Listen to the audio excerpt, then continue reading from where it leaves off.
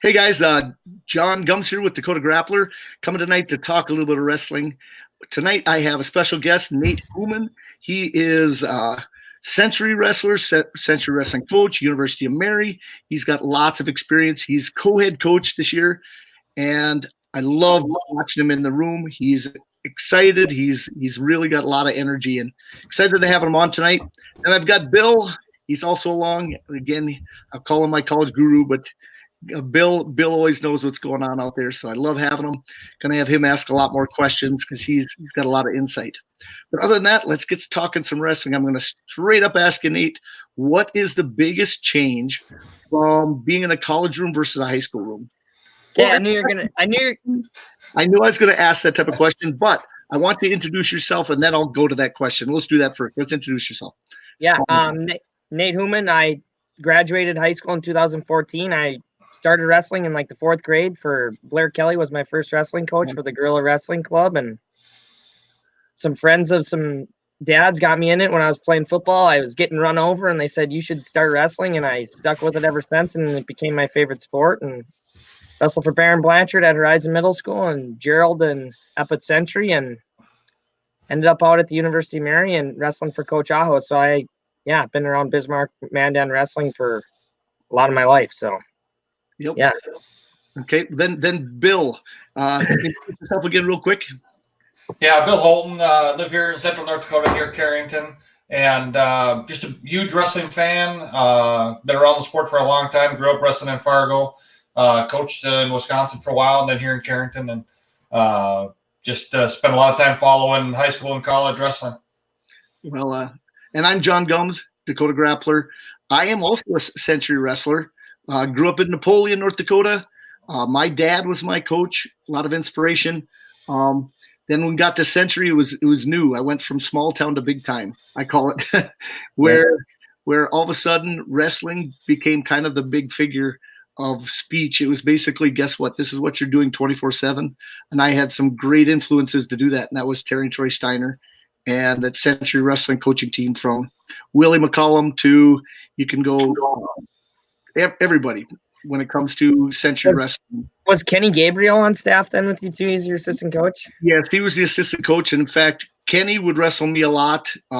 I was a middleweight and Kenny was not, but he liked to do a lot of cradling, like a lot of mat wrestling. Yeah. And he was the guy who's going to show you a funky move. You know, he told me once, get into this story real quick. He was in a match where he was losing so bad. He told a person, he put his arm up, put me in a half, and he had a funky move so he could flip him over from somebody putting him in a half, and he ended up pinning the kid. I think it was in the Bison Open in finals, if I remember right. So I never had him as a coach, but I wish I would have. I had him as a weights teacher, and he was always telling me these little things that I could do. You're not breathing when you're wrestling. You got to chew gum in practice, so you breathe when you wrestle. Like, he's always giving me advice. Well, I've got stories, but they're all not rated PG. Yeah. So I think Kenny Gabriel was a great influence. I loved him in the room. He was kind of the calm of the storm. He was a guy who could take you off to the side and get you relaxed. Yeah, I've got stories of him that not many people know besides just the wrestling team. And he knew a way to pull a Terry and Troy Steiner off to the side and make sure that they're motivated and have the right thought process.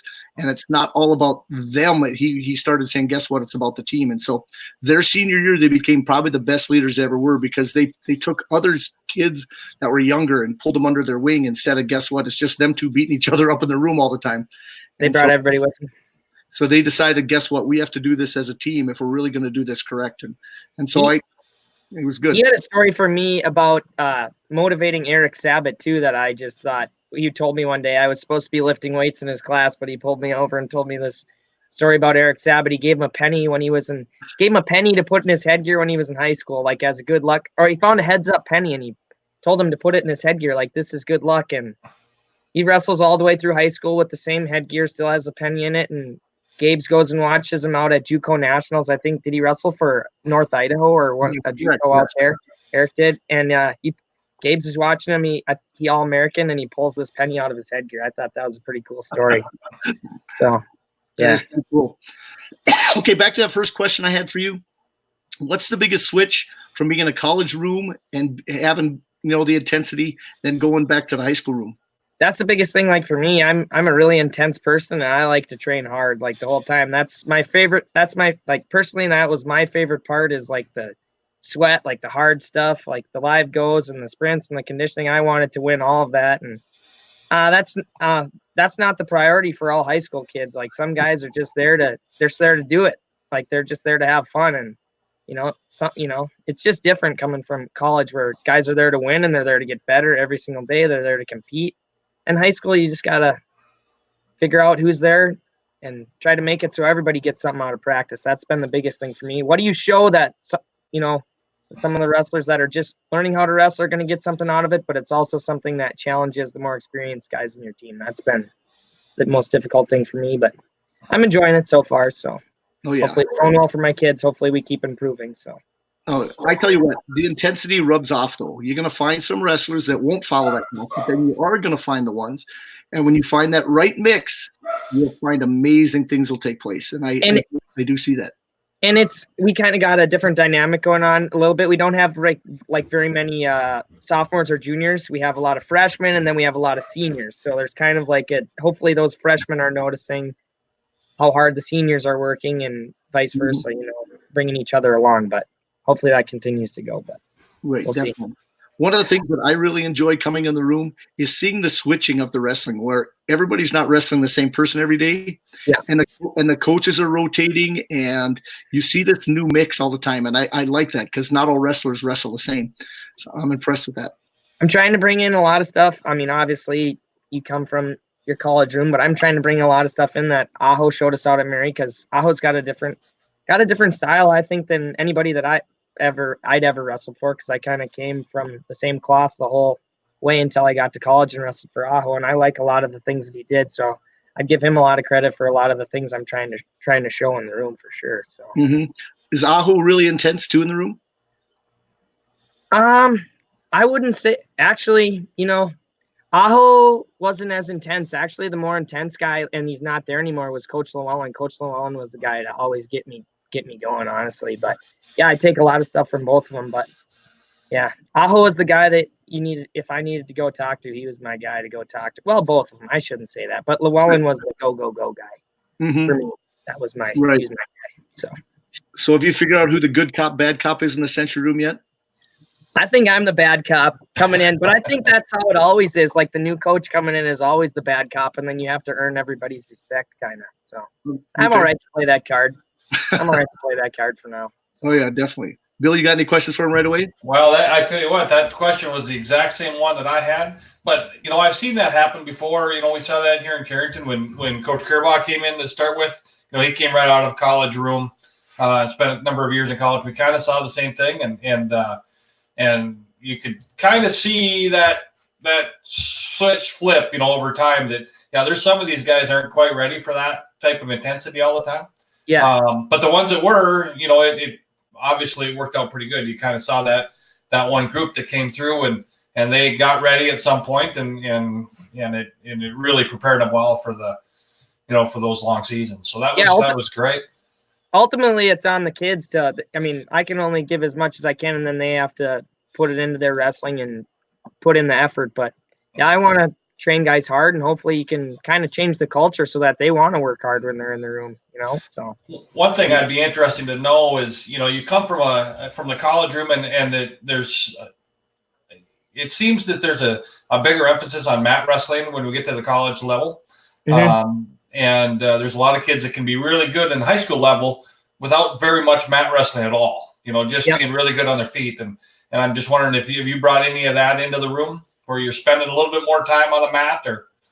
We haven't been, it's just and that's the other thing that's been so different for me. It's like, okay, in college, you start practicing the first day you step on campus, and then you don't compete for two and a half months. Right.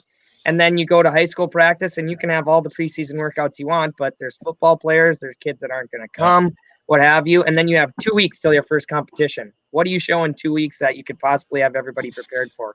So we're still showing stuff that I would have liked to have shown earlier, but it is what it is. And you just kind of got to work it in. And I'm sure I'll learn what things I'm going to show from year to year. But yeah, that's been a challenge for me, because how to pace it along, what to show in the right order. But I'd say like the biggest thing I haven't.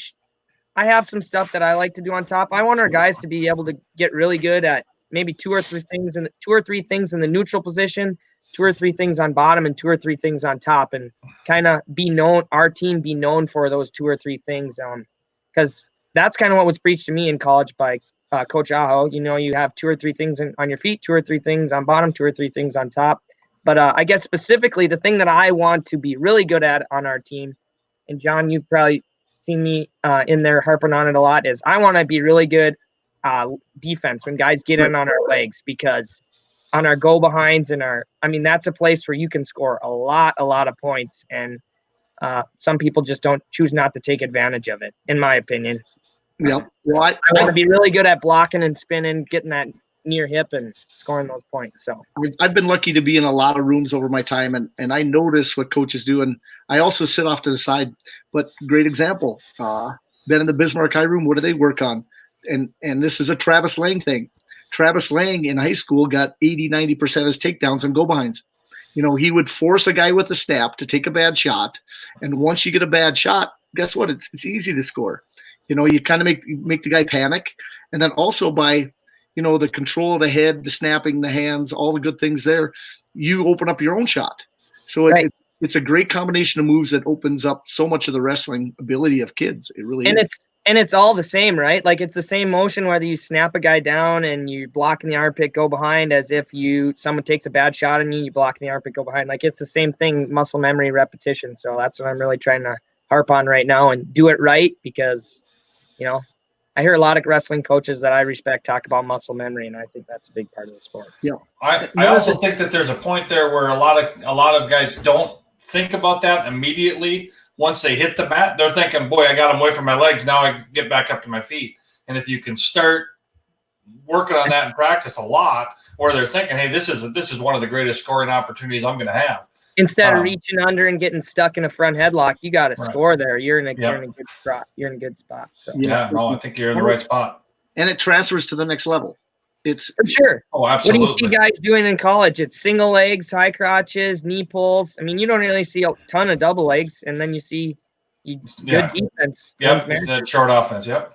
Yep. I mean, and you don't even see a lot of. I mean, I haven't been seeing a ton of leg passes anymore with this new danger rule. Guys are learning to have good baseline defense, so it's coming back into style.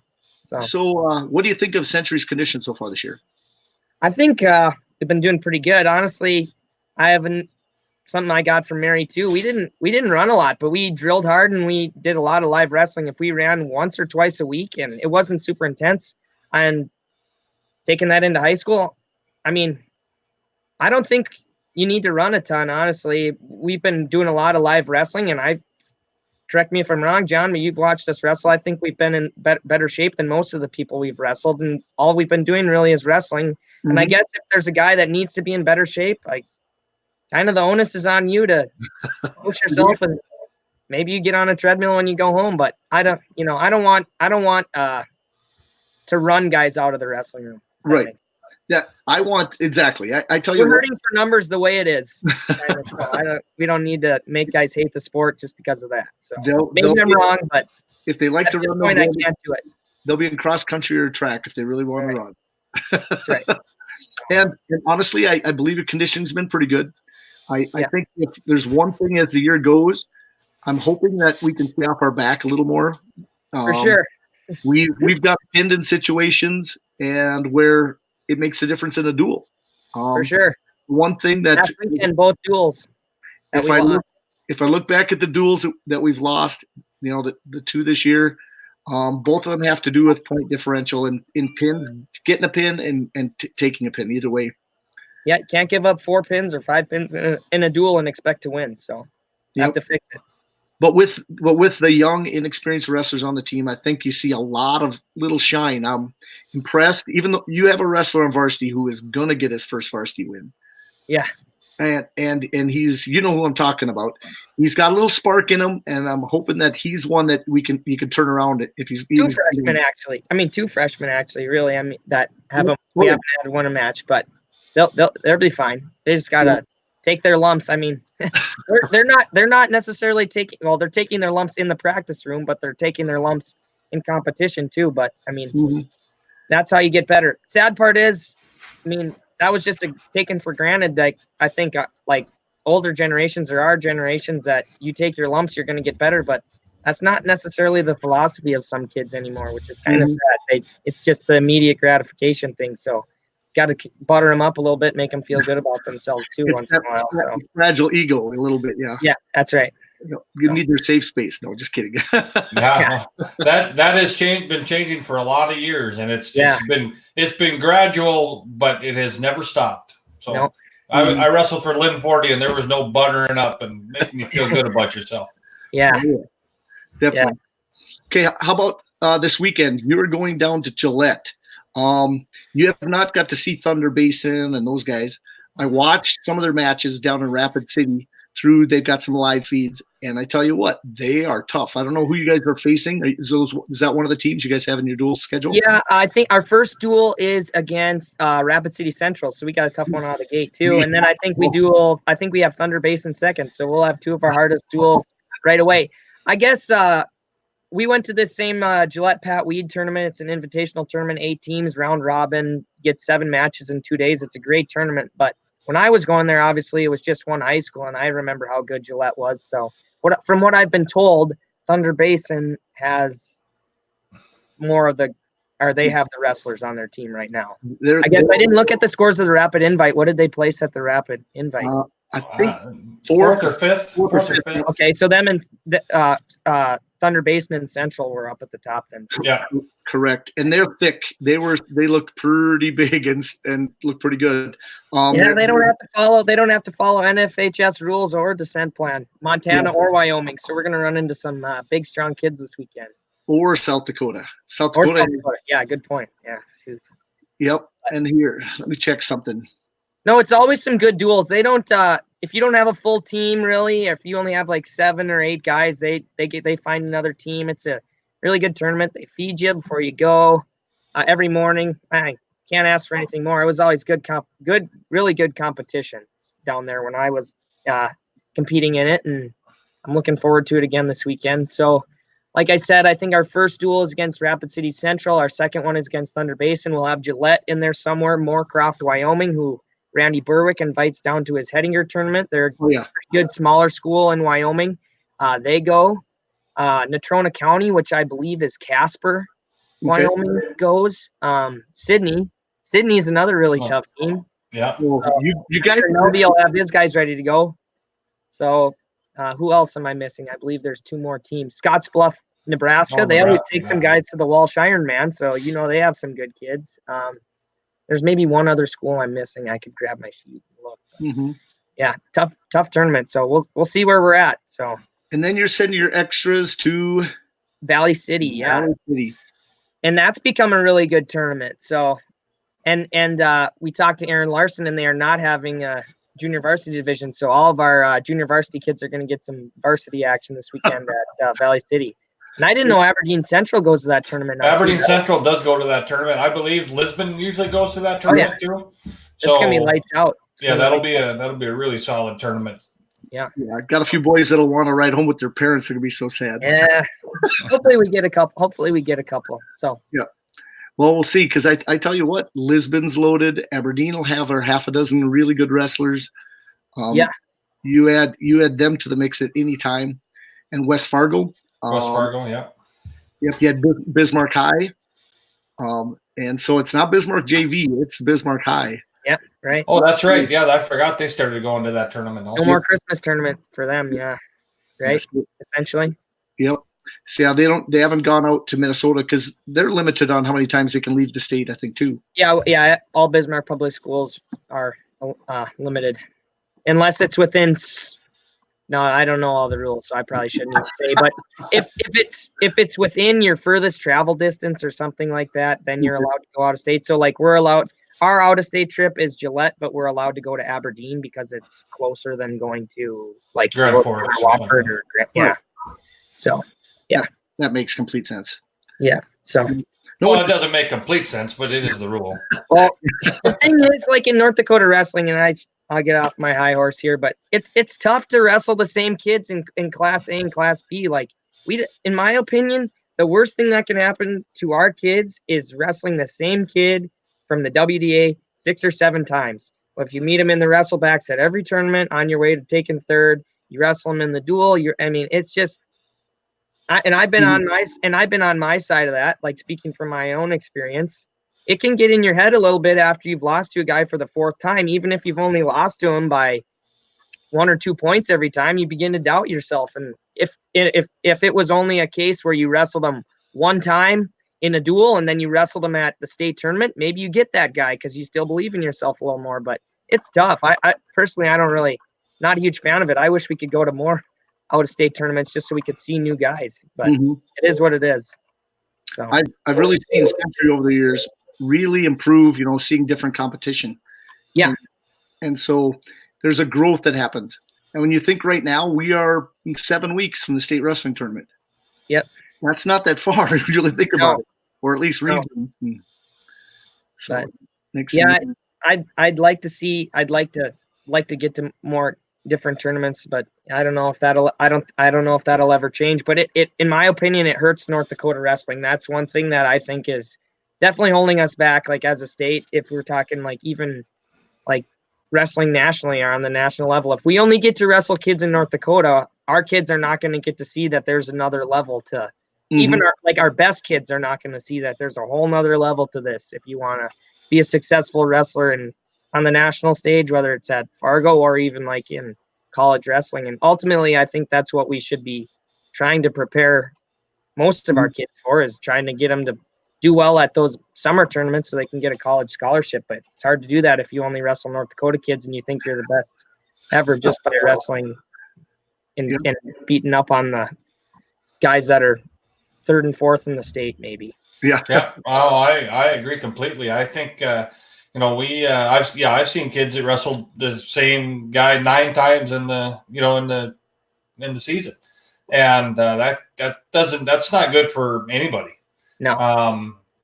The opportunity, I actually think that Century's got one of the better schedules out there. And I think a lot of that has to do with the number of dual tournaments, the deal in Wyoming and you guys hit the Sertoma and, you get a lot of duels. All those kids get, everybody will get 7 matches.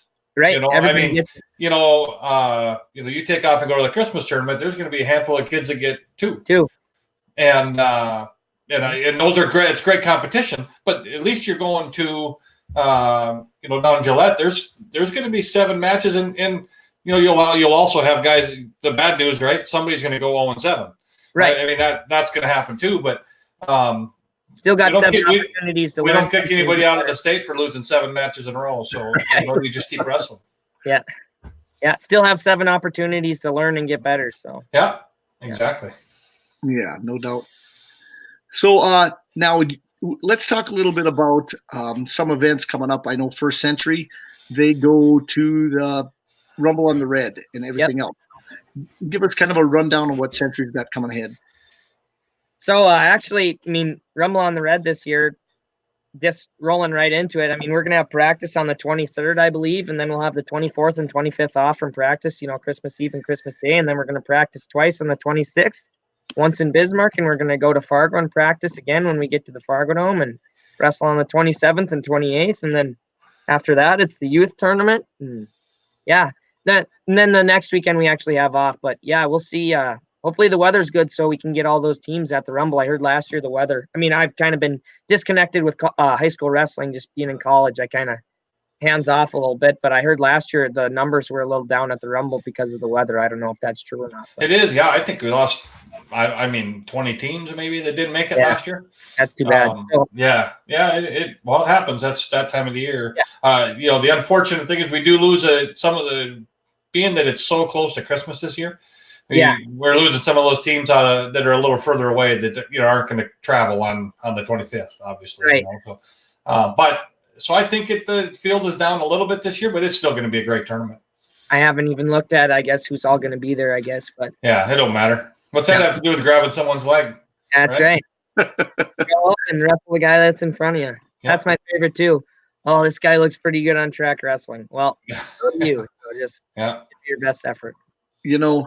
we all look at it a little bit different than others, but I honestly think that there's too many kids that don't know anything about the guys wrestling, and maybe that's better or not, you know. Oh, yeah. I remember going into the finals of the Christmas tournament my senior year, and I had a kid that was nationally ranked, and I didn't know it. And Terry Troy Steiner ran up to me before the finals were warming up. You can beat this guy. And I'm going, man, they really didn't do that before. And this guy was a Greco wrestler and was a big time thrower. And neither one warned me. And about 30 seconds into the match, I shot a high crotch. Next thing I know, I'm on my back.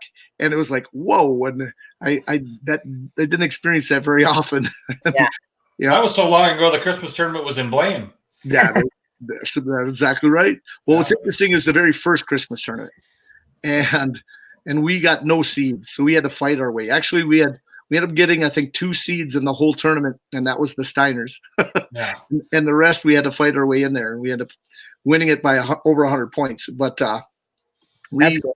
that tournament was tough. It was probably one that our team needed, because what's interesting, that year we started to get the first national rankings in North Dakota that a team really had, and there were some teams that we didn't take it serious enough to go to one of these bigger tournaments, where later on, when Bismarck had a sniff of being the number 1 ranked team in the nation, they decided to go to Ohio one year. They went to Florida another year. They went to these bigger tournaments and scheduled it in advance when they knew they had these great teams coming their senior year. The biggest tournament we could get into that we never thought about was the Christmas tournament. They started that. And so we ended up being nationally ranked by the end, but it wasn't as high as we probably should have been, because when we look back, the Simley team that we beat by 100 points, they ended up second in the nation that year. And so that doesn't add up. That didn't add up, and I think we ended up about 5th or 7th or something when we pretty much dominated them. And the head-to-head matches, I think we ended up being 8-1 against them, or 8-2. I was one of the losses. In the finals, my loss my senior year, was to him, to Derek Jones, who ended up being on the ladder. He ended up taking second in Greco and was on the national team many years, but never made the Olympics. But it's crazy how that works. Who would you say was your toughest match or your best competition name-wise? Anybody, Nate? In high school or college? Either one. Yeah, I'll give you both then. Okay. In high school, the best guy I'd say I wrestled, the most physical guy I wrestled that I just beat me down, Tommy Walton was the most physical guy I wrestled. And I wrestled a lot of good guys. I mean, I think I had some pretty tough weight classes when I was in high school wrestling. I wrestled the Kurt Zachmeyers. I wrestled the Adam Bleases. I wrestled the wrestled Marlo Bell. Mm-hmm. Wrestled Austin Hudson Mueller. I wrestled quite a few pretty tough guys, but Tommy was a guy that was super physical, heavy on the head for like a 106, 113 pounder, which I was a smaller guy. He was just so physical as a high school wrestler. Like, I'd say almost college level when he was in high school. And he was pretty good technically too. He was really tough. He was the toughest guy I ever wrestled in high school. Just couldn't get anything on him, really. And then in college, toughest guy I wrestled, there's a couple guys. The St. Cloud State kid, that Brett Velasquez, he was pretty good. He was real tough on top with the leg rides. I had a hard time wrestling him. I could get away from just about anyone, and I did eventually get away from him every time, but just tough, snaky with the legs. And then last year, I ended up wrestling the national champ, who took a loss at the Midwest Classic this last weekend, but he's undefeated national champ. I wrestled him at the Midwest Classic. This Carlos Jaquez from Lindenwood, he's a pretty good wrestler too. So yeah, I could go on and on about this. And then there's a wrestler from Western Colorado that I wrestled too that had the dirtiest half Nelson. I wrestled him twice and didn't get pinned on college, but his half Nelson was something else. I can't even explain.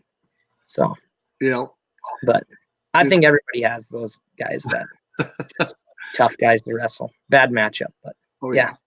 It's kind of funny how that works. You do remember those tough guys. Yeah, for sure. Yeah. How about you, Bill, actually going back to your years? Who would have been your toughest high school? Oh, there was a guy named – my very first varsity match was Jack Mon. So that was there was no such thing as tech falls at the time. So I did not get pinned, and he did try to pin me, but I was a freshman, and he was a senior, and he was – at that point, was undefeated in high school. He lost in his only loss in high school was in the finals of his senior year. And this would have been about 2 weeks before that. But yeah, I came out of the junior high season and made it in the varsity lineup and cut a bunch of weight to get to 126 so I could meet up with Jack Mon. It was really it was something I've never forgot it. But yeah, that was. Did you follow your descent plan, Bill?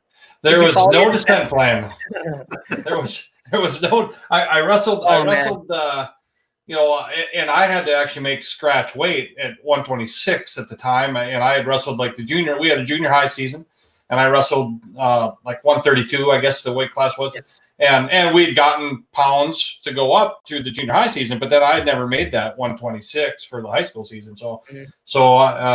Lynn Forty came to me and said, "Do you want to wrestle off at 126?" Sure. I won the wrestle off, and then he said, "Now you got to make weight." And I was like, "Holy cow!" And I did, but it wouldn't have mattered if I would have weighed 146. Jack Mon was gonna put it on me. But now that was the toughest one I ever wrestled. Yeah.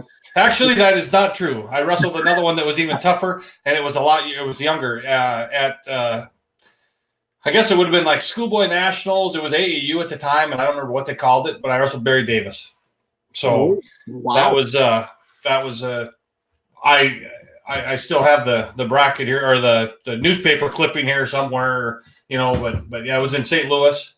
But I just got beat up. I didn't know who. No, of course I didn't know who he was at the time. But you kind of see the name later and go, "Oh, geez, that's who that was," But, yep. But I don't even remember the match. I just know that that was one of the first round matches. So no, always good memories. I tell you what, I could go through a list.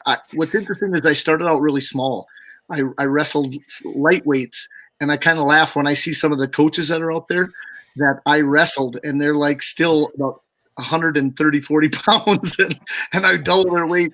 But I remember as an 8th grader, I wrestled Brett Mon. Here's what's interesting is he was a state champion. He's a couple years older than I am. And I come from Napoleon. I'm an 8th grader. We go to what used to be the biggest freestyle tournament right away in the year was the Fargo Open. Yeah. And my dad said, "You know what? You could get in the high school division and wrestle the 8th grade and under division." And, well, sure, I'll give it a try. And so in the high school division, I had Brett Mon in the finals. And my dad says, "Oh, you got a pretty tough kid from Fargo." Whatever. And he didn't want to tell me who it was. And I look out there and went, "Oh, man, that's Brett Mon." and I had a good match. I ended up losing by 2 to Brett Mon in the finals. But then I wrestled in the finals also the 8th grade. That day I had 17 matches.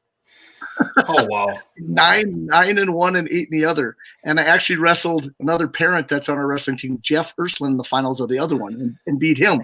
So it's kind of funny how that is. But so for the day I went 16-1 and lost to Brett Mon. Not a bad day. Not a bad day. No, that's a good day. Not too bad, but pretty tired. But that was also my first experience wrestling a girl. So about 6 to 7 rounds in, here's what I was getting so busy going one place to another. I used to actually sit down and fall asleep. I'd fall asleep for about 20 minutes. My dad would wake me up and say, "Hey, you've been called up to a mat." I was getting so tired. And I'd say about 6 or maybe 7 rounds in, all of a sudden I look across and there's a girl from, I think it was Perm, Minnesota, which is kind of funny. You guys lost in this last weekend of the duel, but it was like the coach's daughter. And I wish I probably could find the bracket. And my dad looked over at me and says, "You don't lose to girls." He didn't say that much. And I said, "Okay." And I went out and I ended up pinning her. But to go that far into a tournament, she was winning quite a few matches to get that far. We used to do things called black points. And with black points, if you lost, you got 3 against you. If you got pinned, you got 4 against you. And as soon as you hit 8 points, you're done. You're done. And so you could win. Let's say you win and you only get 1 point against you if you win and you don't pin the kid.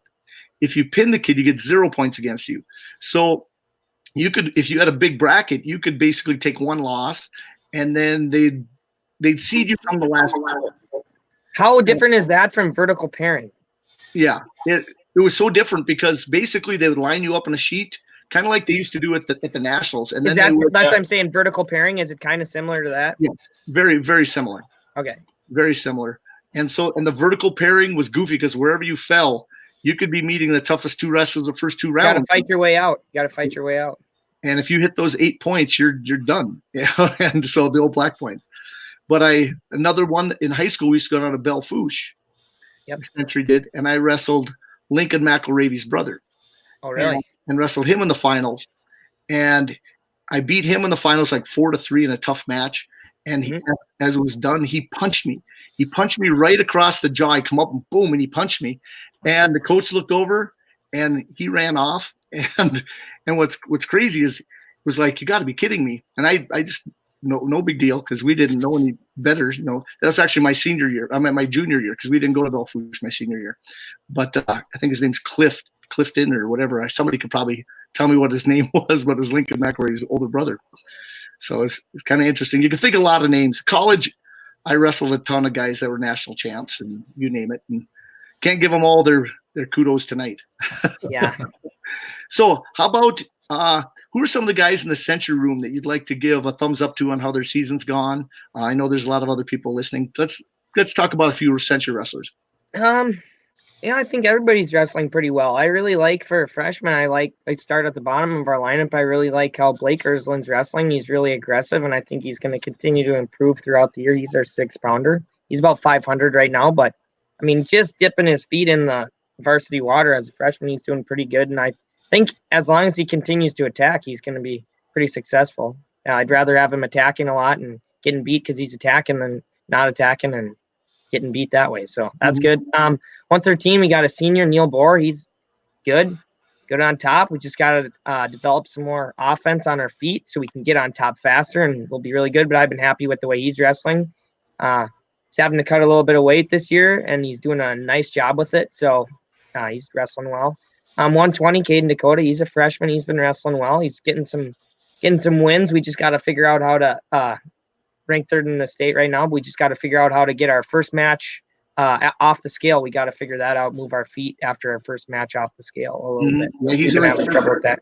Returning state placer from an 8th grader. So yeah, very good. 126, Hayden Johnsrud. We're continuing to improve. That's one of the tougher weight classes in the state, I'd say. 126. There's some recognizable names at 26, probably. Just pretty deep weight, I guess I should say. 126, 132, 145, and 152, I'd say, are probably the 4 tougher weights in Class A this year. But Hayden's wrestling good. We're going to come around, try to peak at the end of the year. Devin's been wrestling just fine at 32, doing everything we've asked him to do and getting a little bit better shape. We're going to be right there with anybody, I feel like. I like Devin because he's left-handed and not a lot of people are used to defending a left-handed single leg. So we always got that in our back pocket. So he's been wrestling well. And then Clay is Clay. Well, hopefully we get some good competition this weekend down in Gillette, somebody that really pushes him a little bit, and at the Rumble next weekend. So if you had one major thing you'd like to improve with him, because he's just a junior, what would it Clay? be? Yep. With Clay? Boy, that's tough. He's funky. I to be honest with you, I've watched him wrestle since he was a little kid, but I haven't paid a lot of close attention to him since he's been wrestling in high school. Like I said, like you say, I know he's funky. I'd like to see him just try to the biggest thing would be more physical. Be more physical and be heavy on guys, because right now he's kind of finesse and kind of funky, like you say. I'd like to see him impose his will on guys and score a lot of points, break people. Right. That's what I'd like to see him do, honestly, because that's what it's going to take in college to win matches. The rest of the next level. He's got the ability, but he's got two years to hone that. Yeah, and it's. I mean, like we were talking earlier, what's the stuff that wins? We need to get better. Personally, I think he needs to get more physical, and he needs to get better at the stuff that is going to win matches at the next level. Not necessarily the funk and the finesse stuff, which he's got, and it's great that you have that in your tool bag. But I'd like to see him just get a little more physical and score more points, break people. 145, Ben Wycombe's been wrestling really tough, not cutting a lot of weight, so he's wrestling right at his weight class. So hopefully at the end of the year, we'll continue to get bigger and stronger. And he's been wrestling really well. I've been proud of how he's wrestling in practice. We just got to take that out on the mat and be a little more consistent that way. But he's been wrestling well. And then we Cole's our 152 pounder. He's taking his lumps. He's definitely undersized at 152, but he's getting better. Proud of him for 38 pounder wrestling 52. You got for sure. Yeah. So but he's strong enough, and he's got he's got some tricks up his sleeve. So hopefully we'll pull one out here. He had the perm kid pinned. We would have won the duel, but it is what it is. I'm sure we've definitely had some calls go our way too. So and why do they call him Nacho?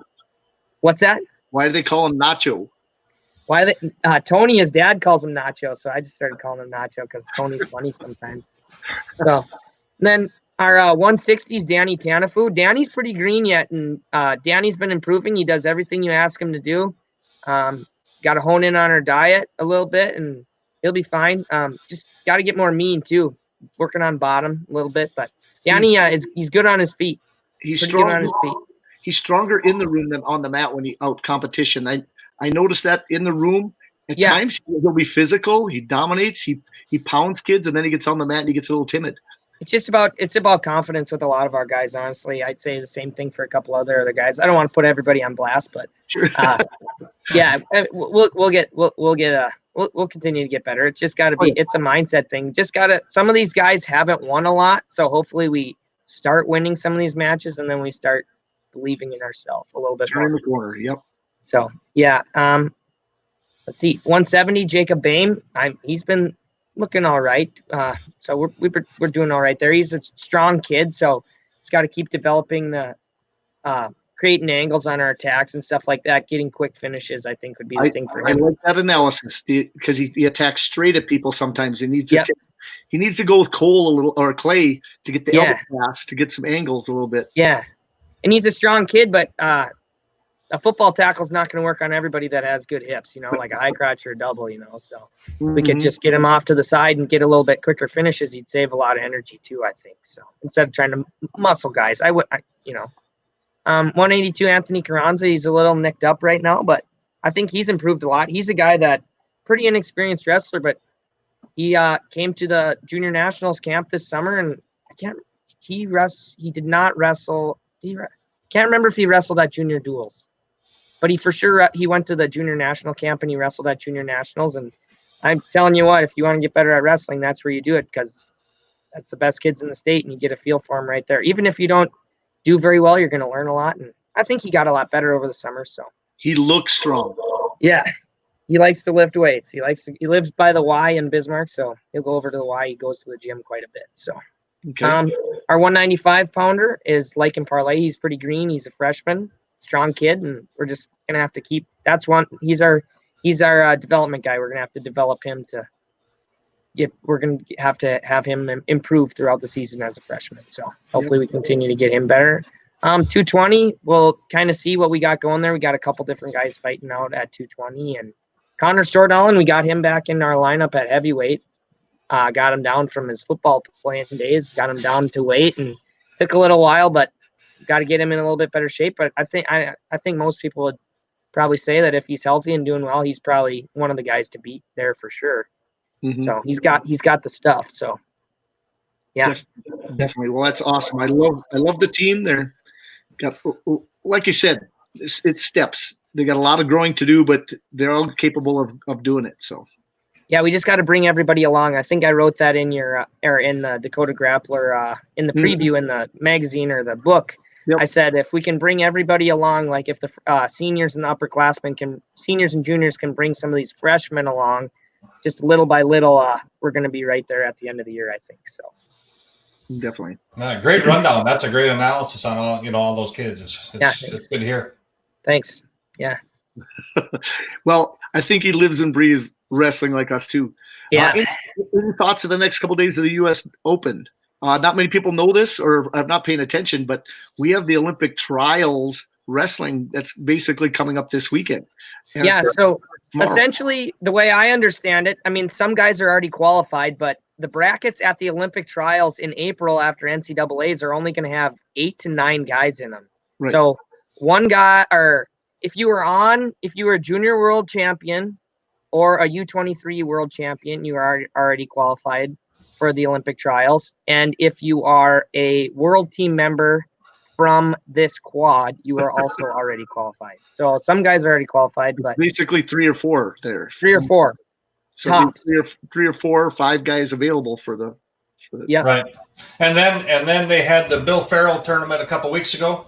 And that the winner, if the highest placer who wasn't already qualified, the highest placing American, I think too. I think they were all the highest Americans. placed American that wasn't already qualified, because there was a couple like Kyle Snyder wrestled. He was already qualified, so that qualified Mike Machiavello. But so yeah, this weekend is actually the U.S. Open, or what they would call Senior Nationals. Okay.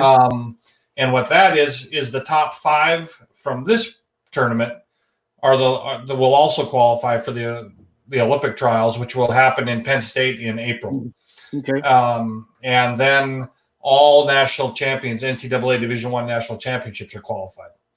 So, and then there's that last chance at the end, and they're having 2 guys qualify out of that now, I think they said. Correct. Yep. First and second will qualify there. So it's not, it used to be based on regions. It used to be like 4 regions, and then they'd travel around to these different regions to try to qualify.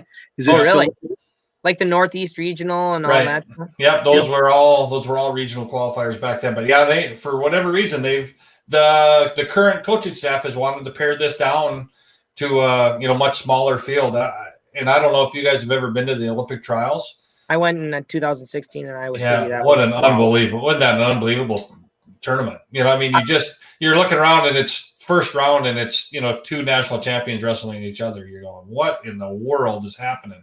That made me a fan of Iowa, just going to Iowa City and being in Carver. Being in Carver and that, in that facility, it was pretty exciting. So yeah, this weekend. And then the other thing that happens, obviously, I don't know if everybody knows this, but on the international level, there's 10 weight classes every year, but at the Olympics, then we're down to 6. So you're taking all of these hammers at every weight class, and you're going to squish them into 6 weight classes. And, so this tournament here, pretty much all 6 weight classes are just flat out loaded. And there's going to be guys that you'd never, ever would have thought would be wrestling each other that are wrestling each other because they have to make this certain weight class or else they have no chance. Yep, exactly. So how crazy is it just to make an Olympic team nowadays? That's just to make the Olympic qualifier. Right. And then after that, you got to go, try to, make yourself the guys that are already qualified, which are all Olympic team or world team members, which are the best that we have already, and they're going to get thrown in there too. They keep shrinking the amount of qualifying spots for the Olympics too. I believe the gold and silver from last year's World Championships qualify, and the double bronze, both of them qualify. So 4 spots are already qualified, and then they have their continental qualifiers, but there's only 16 people in the bracket at the Olympics anymore. So actually the World Championships are tougher to win than the Olympics. I think wrestling should boycott the Olympics personally. The Olympics is just a big money grab. We don't need the Olympics. Really. If they're going to take away 4 weight classes, we don't need the Olympics. Even though it's the pinnacle of sport, they're hamstringing us bad. It doesn't make any sense. And then they're adding different sports I don't know, flag dancing and all this stuff. It's come on, I don't get it. Or 3-on-3 basketball. They already have basketball in the Olympics. Why do we need 3-on-3 half-court basketball? You're preaching to the choir here. Oh man. So Nate, what's your most exciting weight class out of this weekend? Well, I'm a small guy, so I'd probably have to say we know that. kilograms. So 57. Are you going to make 57 for this weekend? I probably could if I could sit in a sauna and wear a sauna suit. I have to cut about 10 pounds, but and you could do it. Yeah, I could do it. Well, at 57, we got Spencer Lee's the pre-seeded #1 wrestler. Yeah, which I'm kind of surprised about that, just because all of his credentials are junior credentials compared to some of these guys. But yeah, they must be using the folk style results in there too. They can't. I guess they're having a hard time just saying, he hasn't existed for the last few years because he is what he is. But it surprised me a little bit also. But I can surely understand it. No, I totally agree. That's got to be so hard to seed. I looked at the pre-seeds, and then Alan Waters is the 12 seed. Alan Waters is a damn good wrestler. The 12 seed. Yeah, and so far, Suriano's not registered. Yeah. So he'll probably be the 2 seed. So that'll drop Alan Waters out. He'll get drawn in somewhere. The other interesting thing that we didn't talk about too is there's some guys that are already qualified now for winning the Farrell or being a world team member, like that are entering in the tournament and trying to steal spots. So there's 5 spots open, but if these guys place top 5, then it's actually only top 4 guys placing. Like at 57 kilograms, like Nashawn Garrett is already qualified because I don't think Nashawn is qualified yet. He's a spot stealer. He's a spot stealer. I did not think he was. I know Jordan Oliver is. Yep. Derringer is at 86. Yeah. There might be someone at heavyweight. I don't know. Probably not. No. But go through the 6 weight classes for those people that are out there. 57 kilograms is like 125, right? I think. Yep. 125 and a half or so. Yeah.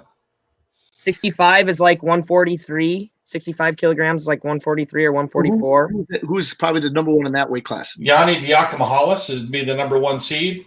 Looks like Jordan Oliver will be the number 2 seed. Frank Molinaro, the 2016 Olympian, be the 3 seed. Who else is in there? Evan Henderson, Jaden Ironman. Iowa guy now. Joey McKenna. I'm sweating just thinking about it. Don Demas could be a national champ this year. He looks like probably the 9 seed.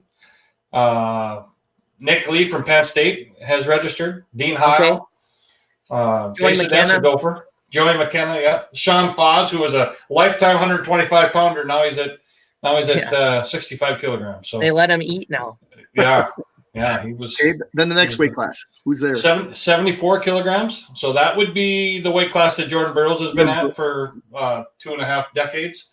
There you got Nazar Kochitsky, Makai Lewis, last year's national champion at 165 pounds. Tommy Gant, North Carolina Chance Marsteller looks like the 5 seed. And I'll be honest with you, I think there's just a really good chance that Chance could do a great job here. I think he's wrestling probably, at the end of the last season as well as he has in a lot of years, and he looks humongous. Yeah. He could be really good there. Evan Wick is going. Anthony Valencia, who has struggled a little bit in the collegiate level, but he still has been really good in freestyle. He's a wild card. He is. Tyler Berger, another Nebraska guy. I think he was he third and second in the last 2 years of his college career. So Dylan Ness is in there. Really? At 74. Yeah. So gonna do some gator bacons and freestyle. He could pin anybody he wrestles. So 86 is probably the most exciting one for me. Well, I should say that 65 is probably the most exciting one for me. But 86 is going to be full of great matches. Alex Derringer will be the number 1 seed. Maybe wrestling as good as anybody in the country. Zahid Valencia will be the number 2 seed. Sammy Brooks, an Iowa guy, will be the 3 seed. Nick Heflin, who was in the finals of the mini tournament back in the World Team Trials, and he's going to be a not tough out for anybody just because he's really, really a tough guy. Miles Martin, He's made the finals at the Eureka before and stuff too. Like he's done really well internationally too. Yeah, Miles Martin, couple-time national champion. Aaron Brooks, a freshman out of Penn State. He's beat some of these guys. Nate Jackson, Brett Farr, gopher wrestler. 97 kilograms, probably one of the weaker weight classes, but still some really good guys. Kyvan Gatson, that I think it's his weight class to lose, but Hayden Zilmer's there. Hayden Zilmer will be the 2 seed. Yeah, I assume unless anybody else comes in at the last minute, but he's Ty Walls is humongous. Colin Moore been wrestling great this college season. He could win it. I just don't think he's going to be able to score on Kyvan like he has been on a lot of these college guys right now. And they said he's had like injury problems. I don't know if he'll be able to hold up against like all these good guys either. Yeah. Derek White, who was a Oklahoma State Cowboy wrestler that was a massive heavyweight, and he's down at 97 kilograms. We went to that Nebraska team camp, and Edmund North brought down, just a quick side story, he was on that Edmund North team, and then they had the Dixon triplets. They had 4 guys in a row that were nationally ranked, like in the top 10. Those 3 Dixon triplets, and then that Derek White, quite the team. Then the final one obviously is at heavyweight or 125 kilograms. Tony Nelson from Minnesota will be the 1 seed. Don Bradley be the 2 seed. Anthony Cassar, Penn State national champ. I really am excited to see how he wrestles on the freestyle circuit. I mean, his skill set will transfer just fine because he's just really good on his feet. Gets a lot of takedowns and looks good. Daniel Kirkliet, who's a top recruit coming out of Simley, now is at Penn State, but he's going to be in there. Tanner Hall out of Arizona State will be there. He's been around forever and looks pretty good. So that's kind of your 6 weight classes, and I think it'll all be streamed live on Flow. I would recommend it. That's just the men's freestyle. Greco and women will start. Greco and women, there's going to be some great women's matches. They will start on Friday. And I think the women will go Friday, Saturday, and Saturday, Sunday. And the men's Greco will probably go Friday, Saturday, and then the men's freestyle go Saturday, Sunday. So do we want to make predictions for these weights? I would absolutely. I think let's 25. 25. I don't know. I can't. I don't think I can. I think against Spencer Lee. Yeah, I'm going with him too. I should pull up a bracket just to look because I'm amazed on how you go through this, Bill, because I know a lot of these wrestlers, but to know the seeds, you've looked at it. Yeah. And then at 65, I'm a Yanni fan, and I think he'll win it. I will be real excited to see a Yanni Oliver match. The one that they had at the U.S. Open last spring was it kind of got out of hand at the end of the match, but it was really, really a close match. They've wrestled. They obviously trained last year together quite a bit. Mm-hmm. So I'd pick Yanni too, but I'm interested to see how Molinaro does too. Like he lost to Oliver at the Bill Farrell, but he's gonna scrap hard. You can't wear him out, And the one thing I think about Oliver is if he has his conditioning right, and it looked like it was pretty good at the Farrell. I mean, in the finals, he kind of shut it down.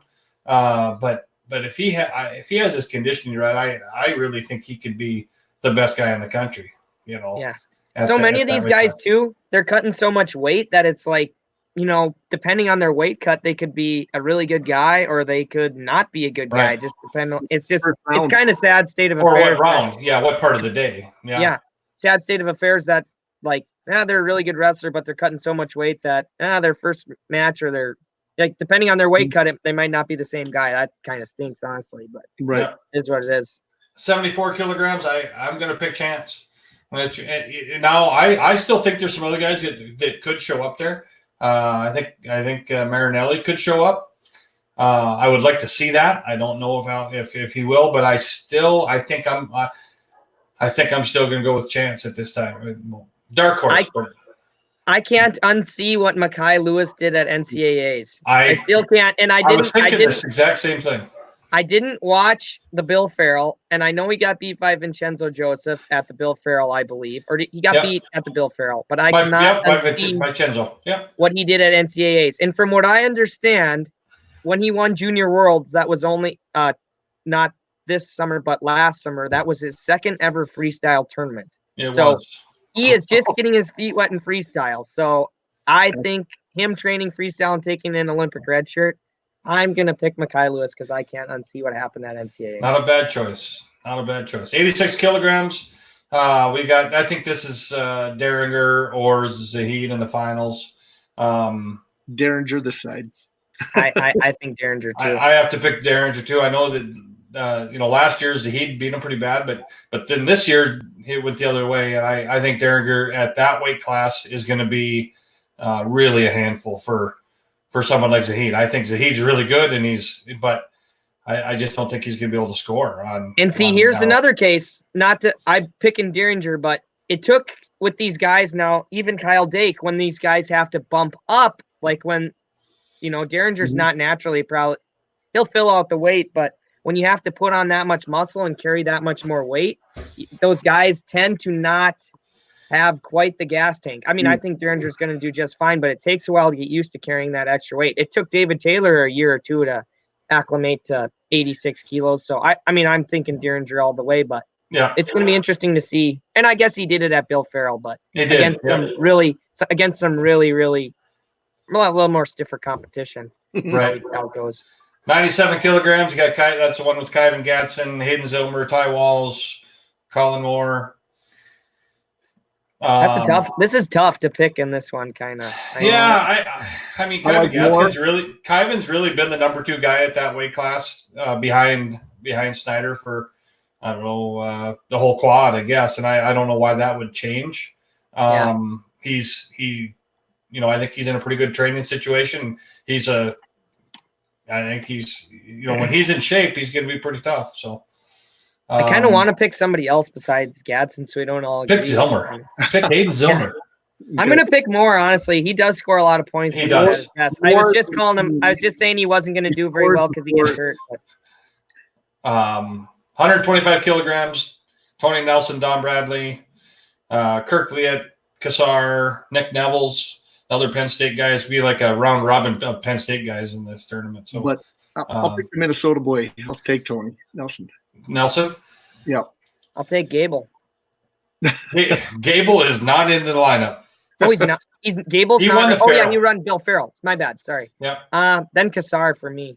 Kassar's going to score a lot of points. Yeah, I think Kassar's a great pick. I'm gonna pick Kirk Liet, but that's only because I want to have someone to cheer for. I really think that the guy I watched him wrestle when he was about a freshman. I think Billy was a senior, and we went to the Clash JJ Classic, the preseason JJ Classic, and they were actually supposed to be in the same bracket, and he ended up bumping up a weight. He was a weight higher, and he really grew a lot that year, and wasn't able to make 170, and so he was up at a weight class. But I saw him wrestle there, and he was young. He was like a freshman, and I thought, man, this kid is tough. And then he just kept getting bigger and bigger. And I'm kind of excited to see how he does. So that's who I'm picking there is Kirk Liet. So can you imagine being a fly on the wall in that Penn State wrestling room right now with Kyle Snyder, Anthony Kassar, when Kirk Liet gets out there? Yeah, they have David Taylor, Cale Sanderson. Who am I missing? Jake Varner. Jake Varner. He's an Olympic champion. Dear God. Oh, yeah. Man. Yeah. No. Iowa's room too right now at the lightweights. Like, okay, so you have Thomas Gilman, Spencer Lee, and Corey Clark. Like, those guys are all at the same weight class. I'd like to be at practice with Hawkeye Wrestling Club with Mark Perry every day. Yeah. There. Put you in that group for shark bait. Yeah. Look out. Well, and then and DeSanto. Oh yeah, have to see. Gavin Teasdale. Do you think if he wins NCAAs, do you think he'll wrestle DeSanto? He's never ever wrestled a lot of freestyle. His pace in freestyle would be ridiculous. Yeah. No, I believe he probably will. If he wins NCAAs. I don't believe he does win NCAAs, but he surely could. Yeah. So. I can see him like just watching like the Terry film and how Tom and Terry wrestled and just broke guys in those 5-minute matches. Yeah. If DeSanto ever got that opportunity, he would just blitz those foreigners. I feel like I'm a DeSanto fan. Yeah. Oh well, he's easy to cheer for. Yeah, and he's also easy to cheer against. Depends on who you are, but yeah. Is the Bismarck school system going to let you go to Minneapolis? Yeah, I'm going to get to go. My personal day, I'm taking it. So, going to Minneapolis. So. Good. Yeah. No, we'll be there. I want to say just one thing on the college front. There wasn't a whole lot that happened here recently, but there was really the biggest Division II tournament of the year happened in Indianapolis over the weekend, the Midwest Classic. 2 teams locally went to it. The Minnesota State University Moorhead went, and Mason Schultz placed 7th. Yep. Had a pretty good tournament. And then Mary went, and they had 2 placers, Dante Springsteen took Springsteen eighth. took 8th. He defaulted out to 8th, I think. Yeah, well, so I'm hoping, that's not something that he's, hurt bad. But I did see that he did default the last couple matches there. And then Dominic Tudor took 4th. So that was kind of an interesting. When you're looking through those brackets, it's a minefield. There was injury defaults all the way through there. I think Dom had two injury defaults to get to 3rd and 4th. Yeah, which that's not a bet. I mean, that's not a bet to Graham. It's just when you look at each bracket, they were all. You'd like to not see all those injury defaults. It's not good. Mm-hmm. No, and I in a lot of cases I did not spend much time watching the tournament this year like I did last year. Last year, Northern. The last several years, Northern is gone. This year, dual St. Cloud instead, right? That's way more fun. They had a duel against St. Cloud on Friday night, and then they had graduation on Saturday. So kind of changed their schedule up a little bit, but they are.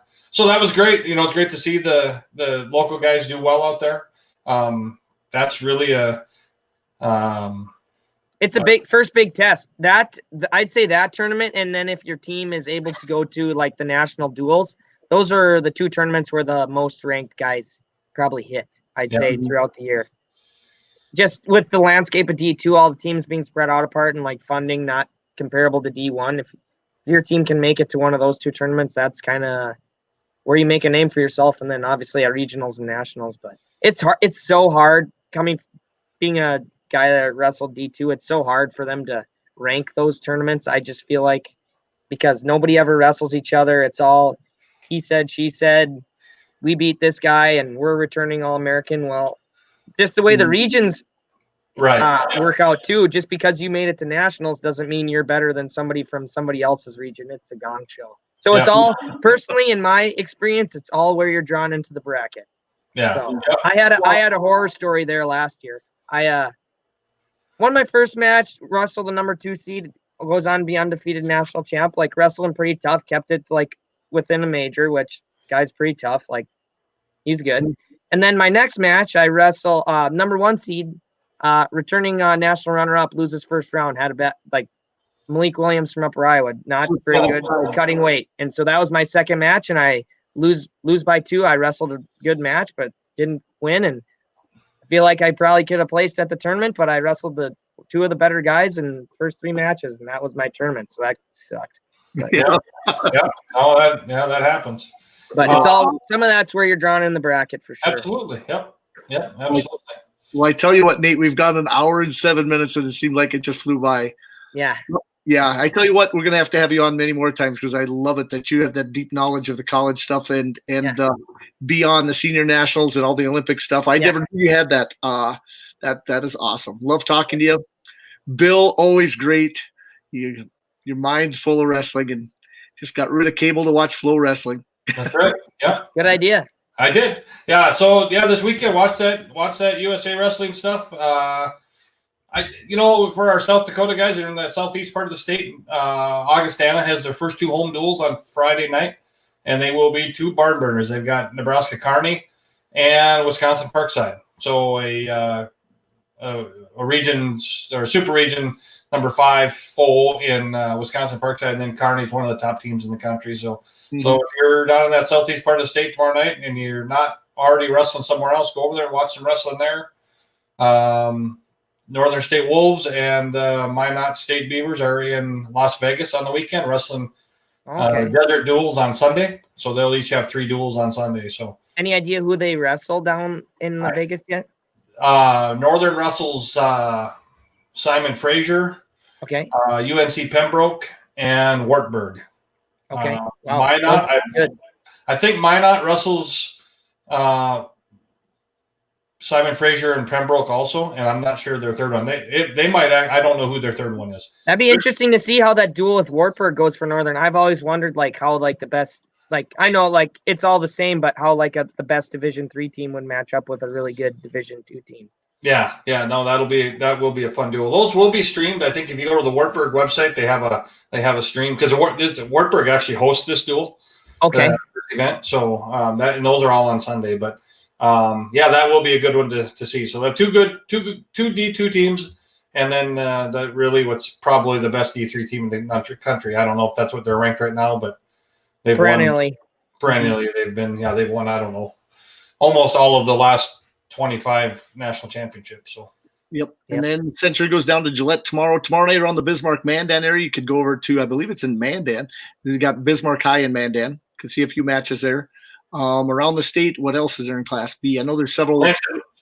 Linton is in holiday tournament. Holiday tournament this weekend. Be 30 teams there.